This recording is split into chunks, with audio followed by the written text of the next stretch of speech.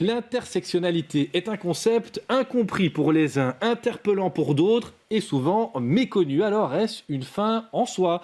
Un moyen plutôt de générer le débat ou peut-être la conséquence d'une société trop souvent gérée par des groupes dominants? On en débat. Bienvenue sur le plateau de Versus.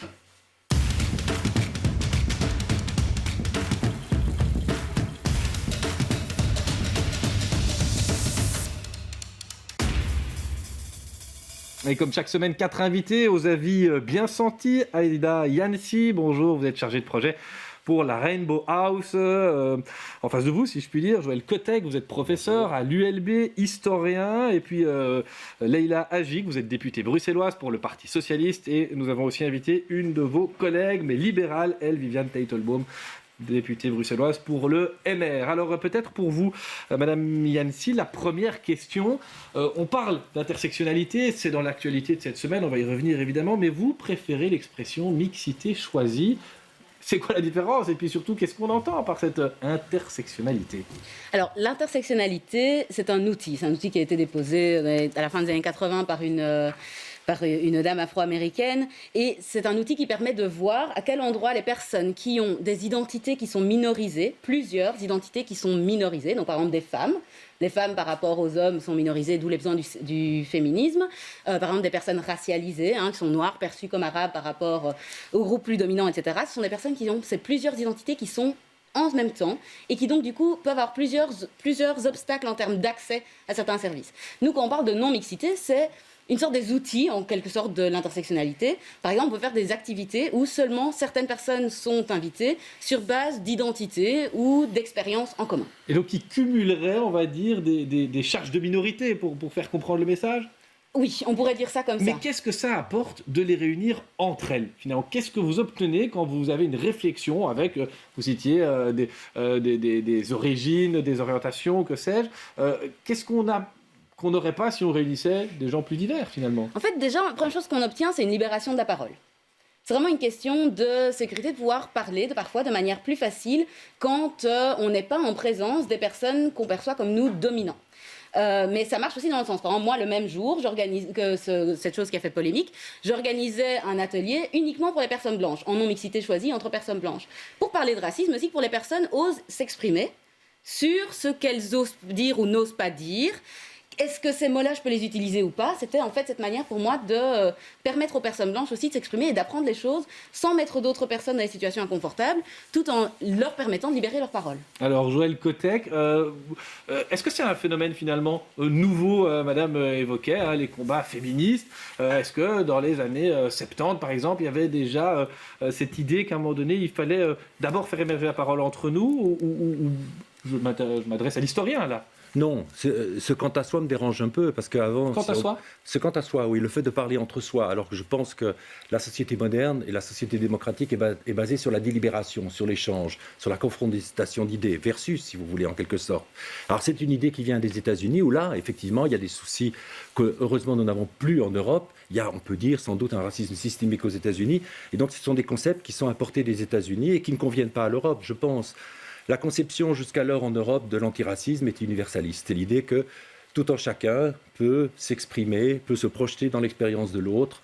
S'il est blanc, etc., il peut effectivement comprendre ce que ça peut être l'expérience de la discrimination. Et je pense que, personnellement, je préfère cet antiracisme universaliste comme, je dirais, la lutte contre l'homophobie, contre le sexisme d'un point de vue universaliste. Je ne vois pas en quoi un blanc serait disqualifié pour parler du racisme.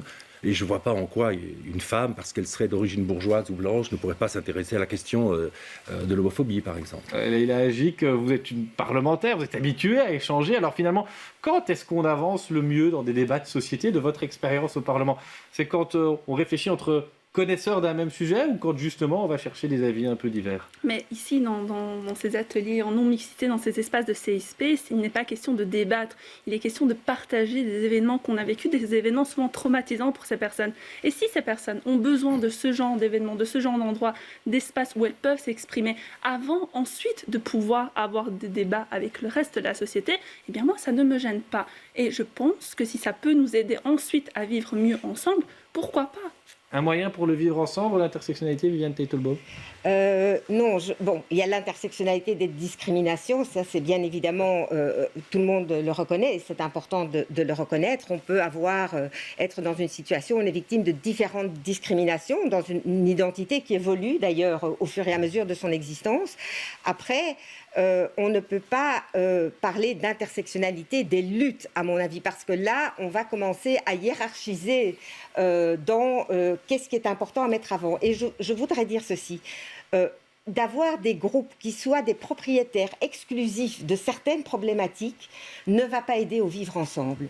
Je pense aussi que le safe space est important, effectivement, comme l'a dit Leïla Hagi. Quand on vit un événement traumatique... Le safe space, c'est la réunion, que ce soit sur Zoom ou en vrai. C'est se retrouver entre soi pour débattre de certains événements et permettre de libérer cette parole. Alors, ce sont des événements qui sont privés. Ce ne sont pas des événements où on appelle publiquement à venir dans un safe space. Là, on contrevient à la loi. La loi ne dit pas qu'on peut discriminer à qui peut venir ou ne peut pas venir dans un espace public. La loi de sexisme, d'ailleurs, étend l'espace public à l'espace Internet. Maintenant, moi, ce que je voudrais poser comme question, c'est de savoir quel est l'objectif de cette non-mixité choisie. Est-ce que l'objectif, c'est de dire on se renforce et on veut après aller dans l'espace de la société et se sentir sécurisé dans cet espace-là, ou est-ce qu'on assigne à résidence, on reste dans un entre-soi et alors on met que des barrières? Mesdames, préparez votre réponse, mais monsieur avait demandé brièvement, vous voulez aussi poser une question? Très simplement, j'aimerais savoir par exemple, lorsqu'on exclut entre guillemets ce qu'on appelle des blancs, alors j'aimerais savoir où est-ce qu'on place un juif. Est-ce que le terme de blanchité, est-ce que c'est encore valable? Est-ce que ça a un sens? Est-ce qu'Hitler considérait les juifs comme des blancs? Ça, absolument pas. Est-ce qu'il y avait un privilège blanc pour les juifs entre 1941 et 1945? C'est qui décide qui est blanc, qui est noir, qui est coloré? Aïda Yansi a demandé la parole et puis Leïla Hagi. Alors, d'abord, je vous réponds à vous sur cette question-là. En fait, déjà, tous les juifs ne sont pas blancs. Donc, on va peut-être commencer par là. Il y a des Éthiopiens juifs qui sont noirs.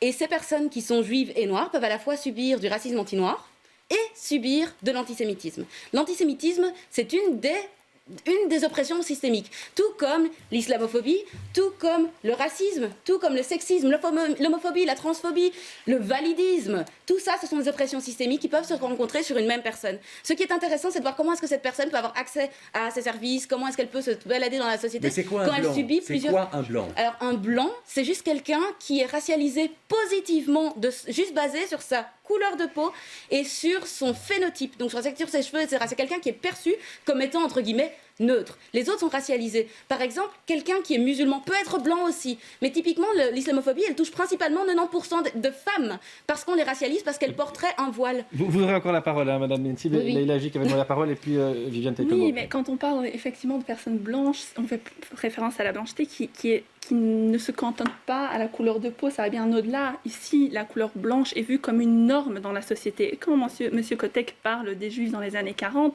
il n'était pas vu comme la norme par les Juifs. D'ailleurs, c'est pour ça qu'il y avait quand même des lois raciales. On voulait garder une race aryenne blanche pure, finalement. Et donc, on ne les considérait évidemment pas comme une norme à ce moment-là dans la société aux yeux des nazis. Et donc, évidemment, si ce concept-là existait dans les années 30-40, évidemment que les personnes juives rentreraient dans ce contexte. Et encore aujourd'hui... Merci de revenir à la situation les Juifs ne sont pas les Juifs ne sont pas une norme dans la société. Si je peux me permettre, et puis après Viviane Teitelbaum qui a été très sage. Excusez-moi, mais aujourd'hui, ce sont les écoles juives qui sont l'objet de surveillance quotidienne. Aujourd'hui, et les écoles juives et pas forcément les autres écoles. Aujourd'hui, les gens qui sont en danger et menacés, etc., ce sont les gens d'origine juive. Et encore une fois, le concept de blanchité est un concept qui réintroduit la race à un moment où la race devrait être exclue. Sur l'aspect de l'entre-soi sur lequel vous interrogez Viviane Teitelbaum, j'aimerais une réponse à la question qu'elle a posée finalement. Qui veut répondre à ça? Absolument. Moi, j'aimerais vraiment répondre à ça aussi. Mais vous pouvez partager la réponse, juste le temps de parole. Et le point très rapide aussi, c'est en fait le fait de parler de race au terme de phénotype, etc., n'invisibilise absolument pas les autres oppressions. Et donc le fait de parler de racisme ne veut pas dire qu'on ne parle pas d'antisémitisme aussi. Bien sûr que c'est un combat qu'il faut combattre, évidemment. Et sur la question de l'entre-soi, pour vous répondre, en fait, oui, on n'a jamais dit qu'on voulait créer des sectes entières, des pans de la société où on n'était plus en contact les uns avec les autres. Quand on organise des événements comme ça, cet événement en question, il durait 2 heures. On parle d'événements, on parle de moments précis où on veut être en unité justement pour se remettre ensemble. Mais ça, je sais. Non, ça, je sais. Après, l'événement, si c'est un événement public, on n'est plus dans l'entre-soi et on n'est plus dans ce safe place. Quand on met sur Internet qu'on invite, on n'est plus dans un safe place. C'est pas ça le safe place. Le safe place, c'est quand on se retrouve au sein d'une association, par exemple féministe, dans le cadre d'une commission où on va parler de certaines choses. Eh bien oui, là on est dans un safe place et il n'y a pas d'invitation sur Internet. Ce que je voudrais juste rajouter 2 petites choses. C'est que d'une part, quand on dit la blanchité, c'est pas la couleur de peau, permettez-moi de ne pas être d'accord avec vous. Quand une femme blanche aujourd'hui va incarner l'histoire d'une femme noire, on va parler d'appropriation culturelle et de vol d'identité. Il y a certaines femmes noires parce qu'elles ne rentrent pas dans le schéma de ce que les personnes concernées souhaitent comme vocabulaire et comme approche, elles vont être considérées comme des bounty, noires dehors, blanches dedans. Donc oui, il y a quelque chose par rapport à ça. Et l'autre chose que je voulais dire, c'est qu'on ne peut pas garder des personnes assignées à résidence identitaire et propriétaires exclusifs de certaines discriminations. On ne peut pas faire ça. Vous savez, je me réfère à... Brièvement, Madame Teitelbaum, oui, parce que vous êtes voilà. Moi, j'ai quand même une question. Finalement, pour les intellectuels et politiques que vous êtes tous autour de la table, mais... est-ce qu'il faut à un moment donné que l'État, ou en l'occurrence ici la région bruxelloise, se saisisse d'événements intersectionnels ou de mixité choisie, comme vous le disiez, et les subventionne? Et est-ce que c'est déjà le cas? Est-ce qu'il faut aller plus loin dans cette étape-là? Et aussi, est-ce que c'est une fin en soi ou est-ce que c'est un moyen d'aboutir à quelque chose? Alors, qui veut répondre là-dessus sur le soutien de l'État? Peut-être Madame Magic comme femme politique? Oui, il n'y a pas de souci. Donc, comme Madame Teitelbaum le disait, les safe spaces existent dans des associations. Est-ce qu'elles doivent être encouragées, soutenues par... Oui, c'est ce que je vais y venir. Depuis un certain temps, et donc de facto, elles sont déjà soutenues quand on soutient ces associations. Aujourd'hui, ce qui a posé problème, c'est effectivement la médiatisation qui a été faite de cet événement, et certains ont pris des positions pour ou contre. Moi, j'estime que si des femmes et d'autres personnes discriminées en ressentent le besoin, je pense que l'on peut discuter de cette question. Je n'y vois pas d'inconvénient, mais je voudrais quand même revenir sur la question de la publicité de l'événement. À partir du moment où on ne fait ces événements que dans des cercles clos, finalement, qui eux sont clos, que des associations qui touchent déjà un certain public, comment est-ce qu'on fait pour toucher des femmes au-delà? Et malheureusement, aujourd'hui, les réseaux sociaux sont un outil pour cela. Alors, Aïda Yancy, comment on fait, vous qui travaillez dans l'associatif? Est-ce que vous vous sentez soutenu par les pouvoirs publics quand vous mettez en place ce genre d'événement? Ou bien est-ce que c'est devenu une espèce de fourre-tout, finalement, l'intersectionnalité, un moyen d'attirer un subside? En fait, disons que c'est important dans l'intersectionnalité de ne pas effacer les personnes qui sont concernées. Et c'est en fait ça qu'on demande. C'est pas de dire on ne peut pas discuter ensemble de ce sujet-là. Pas du tout. Tout le monde peut en discuter. Ce qu'on dit, c'est que c'est agréable de ne pas avoir un panel qui parle d'islamophobie où il n'y a pas une seule personne musulmane concernée dessus qui pourrait donner un avis peut-être potentiellement différent. Ouais. Ça, c'est peut-être quelque chose qui est important à prendre en compte. En termes de subsides, en effet, nous, évidemment, on est absolument pour parce qu'on se rend compte aussi qu'il y a une démarche sociétale, collective de healing, on dirait en anglais, donc de prendre soin de soi, de prendre soin les uns des autres et aussi de se renforcer. Quand on disait tout à l'heure que s'il ne s'agissait pas de débattre, qu'on n'arrivait pas dans un débat, en effet, on est plutôt au stade on fait un programme, on se retrouve entre nous, on fait « Ah ben tiens, en fait, t'es pas toute seule ». C'est des groupes de soutien. Des groupes de soutien, par exemple, pour des survivants d'un cancer, pourraient être mis sur Internet et ne seraient ouverts qu'à des personnes concernées. Si jamais on fait des groupes de soutien sur l'antisémitisme, et ça pourrait être partagé sur Facebook, et ça serait amené juste à avoir des personnes concernées. Jamais, moi, je n'ai envie d'aller m'incruster dans un groupe de personnes juives qui vont parler de succès spécifiquement de vivre de l'antisémitisme en tant que personne non concernée. Okay. Excusez-moi, le racisme et l'antisémitisme concernent tout le monde, et l'homophobie et le sexisme. Là, je suis désolé, et vous devriez vous intéresser à autre chose qu'à vous. Et c'est ça le problème. Il faut créer des ponts et certainement pas des murs. Et vous créez des murs. Mais je suis absolument d'accord avec vous dans le sens où moi, par exemple, je lutte contre l'antisémitisme, mais en écoutant les personnes concernées, en me disant « Ok, qu'est-ce que je peux faire pour vous aider ?» Et là, moi, je mets tout ce que j'ai en mon pouvoir pour le faire. Quand je donne des sessions sur le racisme, on en parle, on explique. On explique aussi ce qui se passe quand il y a plusieurs choses qui se passent en même temps. Et c'est important, en fait. Ça, c'est mon rôle. Mais d'expliquer les effets... Vous avez pris la parole, je voudrais entendre Jane Teitelbaum là-dessus. Elle est sage depuis le début du débat, elle ne prend la parole que quand elle l'a... Le racisme a des effets, en fait. C'est juste ça que je veux dire, c'est qu'en fait, l'antisémitisme aussi, il a des effets sur les gens. Quand les gens veulent parler entre eux de l'effet que ça a sur eux, alors ok, qu'ils soient entre eux. Après ça, quand on veut parler sur la lutte, on peut être ensemble. Viviane Teitelbaum, Oui. vous avez souvent dit non, alors pourquoi vous n'êtes pas d'accord avec ce que madame vient Je d'expliquer? ne suis vraiment pas d'accord avec ce que madame dit parce que je pense que l'antisémitisme doit être le problème de toute la société. Moi, c'est mon rêve. Non, ne dites pas oui. Moi, au Parlement bruxellois, très sincèrement, je rêverais que les députés, de manière générale, parlent de l'antisémitisme et que je ne doive pas, moi, amener le sujet systématiquement.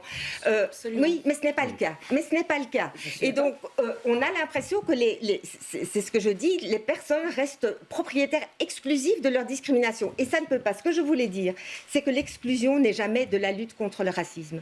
Jamais. On ne peut pas exclure et dire qu'on fait avancer les choses. L'universalisme, c'est justement lutter contre cette parcellisation de la société, contre cette babélisation, et de dire, voilà, ton problème est le mien. Si une femme a été excisée, moi, aujourd'hui, si on suit l'intersectionnalité, je ne pourrais pas parler pour la défendre parce que je ne l'ai pas vécu. Par contre, si une femme s'en réfère à des questions si elle s'en réfère à des traditions patriarcales et qu'elle les revendique, son féminisme ne sera jamais questionné. Alors, je voudrais entendre Leila Agic. Est-ce que vous avez le même sentiment que Viviane Teitelbaum? Je peux juste rajouter une petite chose par rapport au soutien des pouvoirs publics, parce que je n'ai pas eu l'occasion de répondre. La secrétaire d'État Nawal Benamou a pris position en disant qu'elle ne souhaitait pas que ce genre d'événements, qui justement sont publics et excluent des gens, soit subventionné. Il faut ouvrir et pas refermer, et pas encourager cet entre-soi où on exclut. Vous avez le sentiment, Leila Agic, que vous encouragez l'entre-soi aujourd'hui dans la façon dont on aborde les débats dans la sphère politique? Pas du tout, mais je voudrais juste quand même revenir sur le fait que moi, c'est pas parce que je suis féministe intersectionnelle que je ne m'intéresse pas et que je ne me sens pas concernée par l'antisémitisme.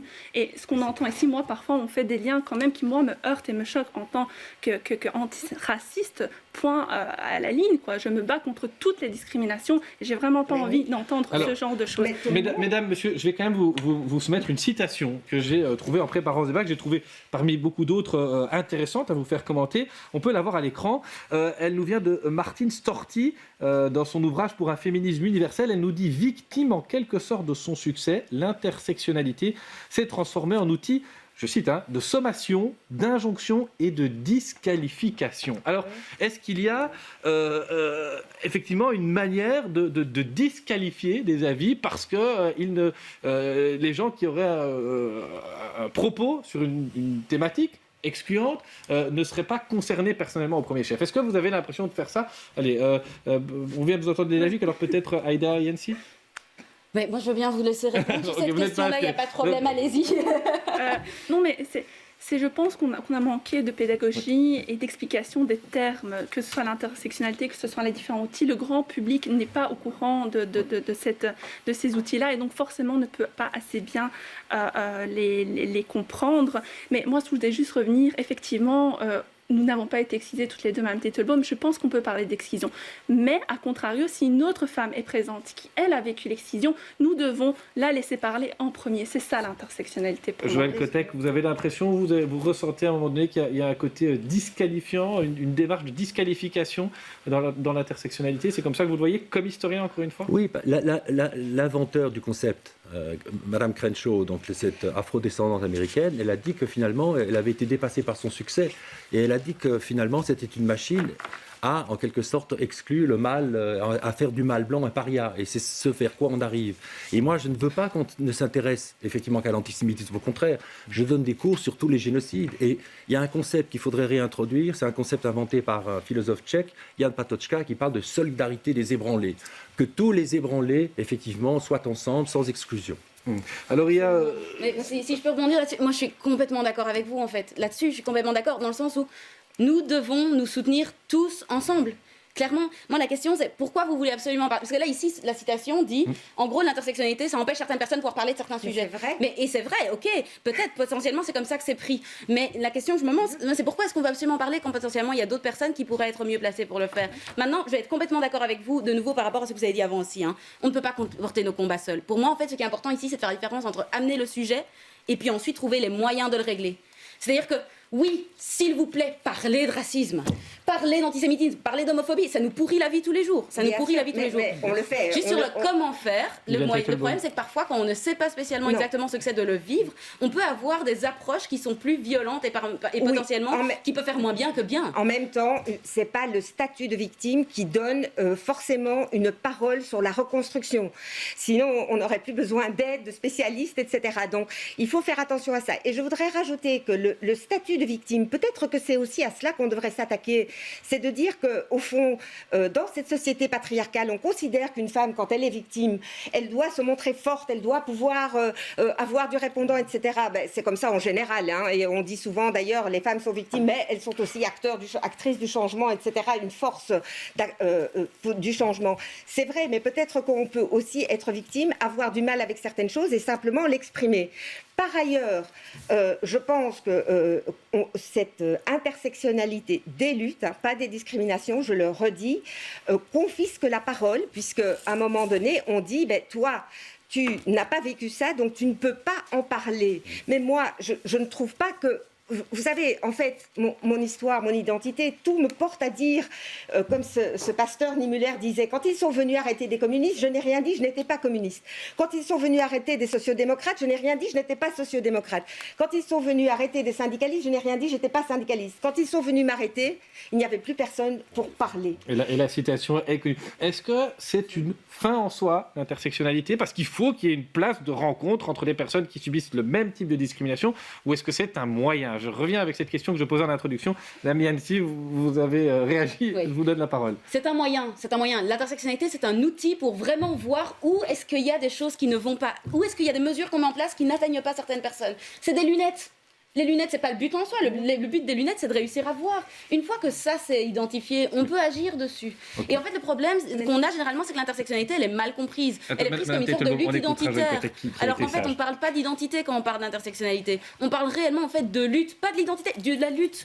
Et quand on parle aussi de ce genre de choses, en fait, on ne parle pas de l'individuel nécessairement. On parle aussi de tout ce qui se passe au niveau structurel, au niveau institutionnel, au niveau historique. C'est ça qui est important dans l'intersectionnalité. C'est le niveau systémique. Et donc, du coup, typiquement, quand vous dites, moi je suis d'accord avec vous sur la question des femmes, de nouveau, on ne va pas pousser les victimes à être obligées de venir lutter tout le temps et être toujours au premier point. Ce n'est pas leur rôle. Mais le truc, en fait, c'est que parmi les experts, il y a aussi des personnes qui sont aussi, en plus de leur expertise, qui vient des livres, de l'académie, etc., qui ont aussi l'expérience pour la soutenir. Et ces personnes-là, à cause de leur identité, ont tendance à déjà être un peu évincées. Et donc, c'est juste donner la priorité à peut-être des personnes qui ont peut-être une compréhension plus globale de certaines choses. Le professeur Kotek, vous vouliez réagir aussi, monsieur ? Oui, tout simplement pour dire qu'effectivement, tel que c'est dit là, c'est rassurant. Et là, ça paraît véritablement être un moyen. Mais on arrive presque à l'argument recevable, mais il y aura un jingle avant. Oui, mais malheureusement, il y a des gens qui font de ces questions-là, que ce soit racisées, qui sont des choses assez de la blanchité, et des fins en soi qui sont racisantes, et on revient à un discours raciste, et ça me fait peur. Vous n'avez pas parfois l'impression qu'il y a un discours raciste derrière l'intersectionnalité ? Alors, je vois que vous levez les yeux au ciel, j'ai compris, vous la réponse est non. Il faut pas s'en méfier. Bien évidemment que non. Et moi, je pense qu'il est important de nommer les choses. C'est pas parce qu'on ne nomme pas les choses qu'elles n'existent pas. Et moi, je pense que dans notre société, on a trop souvent tendance à ne pas vouloir nommer les choses parce que les nommer, c'est devoir agir et lutter contre ces choses-là. Mais ça, on est d'accord. Ça n'a rien à voir avec l'intersectionnalité. On est tout à fait.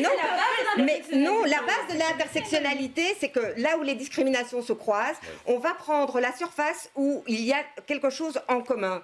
Et on ne va pas prendre la plus grande surface. Et donc, on va essayer d'imposer cette plus petite surface au plus grand nombre. Et c'est là que le chemin qui est pris n'est pas le bon chemin. Allez, on arrive vraiment au terme de ce débat qui est riche et qui vaudra bien un argument recevable et donc un jingle.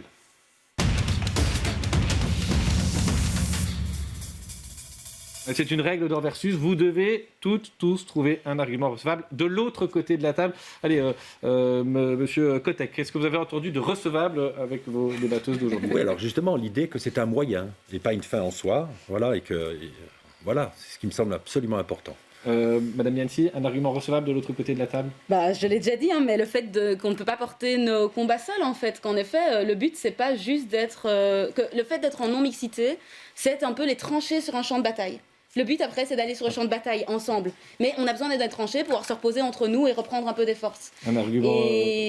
Un argument recevable, Viviane Teitelbaum, un argument recevable de l'autre côté de la table. Je l'ai dit, c'est qu'il faut pouvoir nommer les choses, mais que c'est pas parce qu'on nomme les choses qu'on donne la parole. Et donc, mais je trouve qu'effectivement, il faut pouvoir nommer les discriminations pour pouvoir les combattre. Leïla Hagi, ce sera le mot de la fin. Votre argument recevable? Moi, je comprends que les personnes ont pu être heurtées parce que ne connaissant pas ces concepts de safe space lorsqu'il y a une publicité sur Facebook par rapport à ces événements. Mais je pense qu'on doit collectivement réfléchir à comment pouvoir garantir ces espaces de discussion pour les victimes tout en n'excluant pas le reste de la société. Et on en reparlera alors certainement parce qu'on vous a senti toutes et tous concernés par le débat d'aujourd'hui. Merci d'être venus sur le plateau de Versus. Le débat va peut-être se poursuivre dans les couloirs de BX1. On a en tout cas l'impression que ça me donne à la semaine prochaine.